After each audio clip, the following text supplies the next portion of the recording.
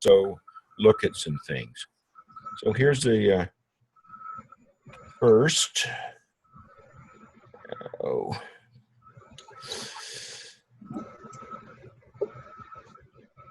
All right. I wanted to talk briefly about quantum computers, so give me a second to get there.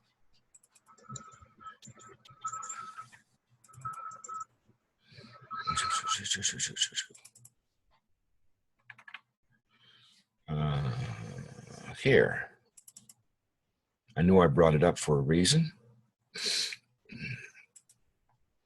All right, now I'm going to see if I can share the screen here. And not that one. Not that one. This one. Okay. So this is very brief. Can you see the screen okay? Yeah. Okay, good. We're talking a little bit about intelligent systems. The first off, are you familiar with quantum computing? I think so. You think so? Okay. Tell me a little bit about quantum computing. Is that where they combine the multiple like cloud computers together to create a supercomputer? Okay, that's supercomputing. That's close. Okay, then no, I don't know what quantum computing is. Okay. All right. You've all, a couple weeks ago, looked at Moore's Law. Remember the thing that said every so many years, the number of transistors on a chip doubles, right? Yeah. Okay. Well, and then one of the things that we said in that discussion was that, well, that's very nice, but eventually those lines cannot get any smaller and the transistors cannot get any smaller and just cannot put any more on there. So here's what happened. There have been a lot of different experimentation because consider this. What does a computer do, right? It just takes information in and somehow manipulates it to arrive at some kind of a condition. And let's see if that makes sense, right? For example, you could think about an analog. The old computers were analog computers, which meant if something was twice as big, then that was how you added 1 and 1. You added 1 and 1 and you got 2, which was twice as big, right? Well, then computers went from being analog computers to digital computers, which is just a 1 and a 0. And so what we're using now are digital computers. Bits, 1s and 0s, are what the computers use in everything that they do, right? Now, quantum computers, on the other hand, an atom can have multiple states. In other words, it can be charged one polarity, it can be charged another polarity. That sounds just like a 1 and a 0, right? However, it can also have an imbalance that says it's spinning one way versus spinning another way, regardless of the charge. Okay, so now instead of having two things, you have a left spin with a positive charge, a left spin with a negative charge, that's 2, a right spin with a positive charge, a right spin with a negative charge, that's 4. So instead of working with a computer that has just one bit that changes, you have 4 under those conditions. Got that? Mm-hmm. Okay. And you can have literally in-between states to where it's not really left or right now, but it might have been, and it might be more towards the left or more towards the right. And what you end up with is multiple conditions and possibilities all at the same time. Quantum computing is literally about the possible state that that atom was in when we used it, if that makes sense. Mm-hmm. Okay, so that means literally millions of conditions. And once we get that figured out, millions of times faster than the fastest computers today. And there is a race going on. IBM, Google, just about every nation is racing to build a quantum computer. Now, on the side here is, you remember we said, what does a computer have to do? Well, you could have a computer that worked by the different amount of photosynthesis that occurred in a plant.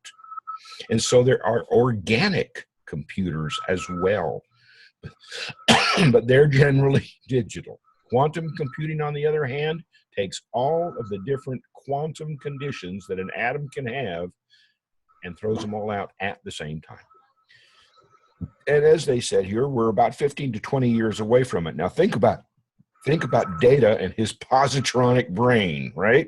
Millions of times faster, millions of times smaller, and millions of times less energy. Cool, right? Mm-hmm. So that's really something to think about. And of course, what they say is, if you do this, because of all of that potentially different states and conditions, any encryption that you put into it would be just about indestructible, right? There's only one hang up on that, is that if somebody starts encrypting something on a quantum computer, you can bet that somebody else will use a quantum computer to try and break it, which means it's not going to be quite as indestructible as they are claiming. Okay? Mm-hmm. So that's something to look forward to. And when you think about back in the old days meaning in the 1970s, when I was first introduced to computers, there was a computer on campus. A computer. It occupied the whole floor of the computing building, literally the whole floor, right? And there was one graduate student that sat behind a desk, and he took everybody's programs that they wrote. You've heard punched cards, right? They punched out their programs, carried them down, and then they ran through the machine, and then it said 2 + 2 = 4 and 3 + 2 = 5. And that was about all. You keep things out of it, nothing in real time. Well, if you think about these, take what you have now and literally go Star Trek with it for intelligent systems and capabilities. Okay? That much of a change from a whole floor to what we have now, and then apply that same concept to what we have now. Kind of neat, right? Yeah. All right, now, something that we need to remember is, and about 30% of the class, the ones that included the comments about the Turing test, that was passed last 2015, not even 16, 2015. The Turing test was passed, but they cheated. Here's what they did. What they said was, the person that you, the judge, are communicating with is a 12-year-old Russian, Ukrainian boy. And so they said, okay, this person has obviously a limited capability of understanding English because we're going to ask them questions in English. They said, yeah, he has English.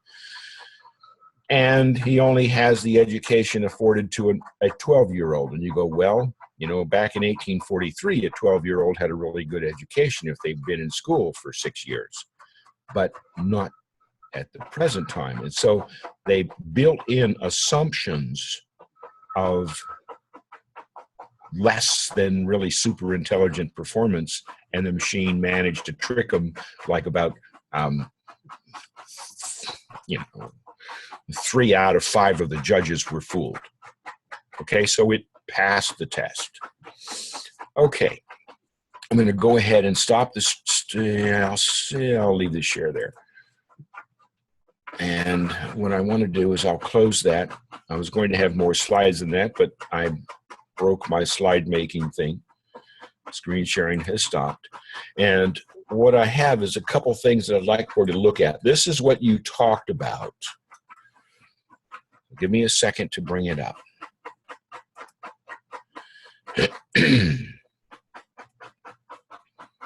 Hopefully.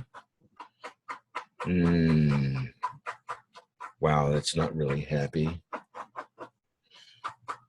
It's still spinning. Can you still hear me? All right.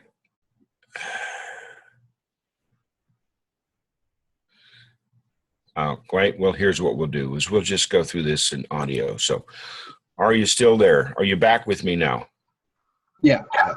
Okay. All right. So here's what I'll do is I'll go ahead and turn video on for just a second. And because I would have to bring up a document. So I'll just tell you about this document. First off, it's about, we talked about parallel processing, right? And supercomputing. That's what you were explaining to me. And if you'll remember the Human Genome Project, were you familiar with that? Yeah, I've heard of it. Okay, well, here's the little bit on that. In order to track, trace, and analyze, people volunteered their computers and said, I volunteer, instead of a botnet, I volunteer to make my computer part of your processing net. And so you had all these personal computers all over the world, all helping to process. And that sort of made a supercomputer. But that's how they did that. That was called distributed computing. And then so someone thought, well, okay, let's try and change that. And instead of just having it go out over the network this way, let's take 6 or 7 computers and stick them all in the same box. And then instead of running one here, and then we run here, and then one this way. So what we'll do is we'll have one computer just break the problem up and distribute it to the other computers where they will run part of the problem, and then when they're finished with their part, it all comes back together. And so what they've done there is they've taken something that operated at, take a guess, 200 hertz, right, or 200K, and made that 400, 600, 800. They quintupled, multiplied by 6 or 7 times the processing power because they split the load up. That's parallel processing. They took the problem and broke the bits up and sent them off different ways to do different things. And it's not just breaking the bits, it's breaking the instructions up. You'll have an instruction set that says, do this, then do this, then do this. And so they just said, well, we'll do this over here, and this over here. So that's how they get parallel processing in supercomputers. And that's what I think you were talking about there. And they had Watson, not going to come out. Anyway, there was a video, and there is, if you do a search for IBM Watson, it will tell you all about the super intelligent artificial intelligence, right, that is used like an expert system. And you talk to it and it talks back, and you tell it what you want and it does that. Okay, that's IBM's Watson now. There was another one, I think Google did this, and it was an absolute disaster. They decided that they would let their artificial intelligence learn by interacting with people. So they put it out in social media. Wow, think about that. Social media, people are, you know, whichever direction something happens to go, there's no rhyme or reason. And what happened was, I think it was Tia or something like that, came back, and it was racist, prejudice, sexist, bias, all these things because of the things that people had talked about on social media. And they went, oh, that was not a really good decision. So they had to dump it and work on and there is a let's see if I can try. I'm gonna see if I can find Watson. Give me a second on that. Have you looked? Yeah, I saw Watson on Jeopardy. Do you have it up? No, I had watched it when they originally put it on Jeopardy. Oh, okay, good. All right. And so the other one is,